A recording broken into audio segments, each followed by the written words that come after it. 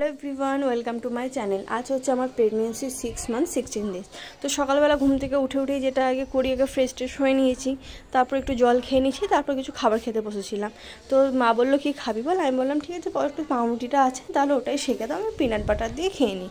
আর সত্যি কথা বলতে না, আমার পাউরুটিটা সহ্যই হয় না এখন এই প্রেগনেন্সির সময়। তাও পাউরুটিটা খেয়েছি, ওটা খেয়ে আমার আজকে শরীরটা পুরো গন্ডগোল করে দিয়েছে।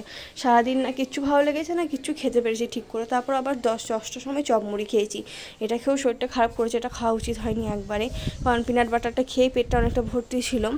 আর সকালে ঘুম থেকে উঠতে অনেক দেরি হয়, তো তাই পরপর না গ্যাপটা পাওয়া যায় না খাওয়ায়, তার জন্য শরীরটা খারাপ করছে। তারপর মাম্পিদের বাড়ি চলে গেছিলাম, মিঠাই খাচ্ছিল, লেস ওর কাছ থেকে চেয়ে একটু লেস খেলাম, দিয়ে না ও তো দেবে না, তাও দিয়েছে আমাকে, লেসটাও কখনো দিতে চায় না।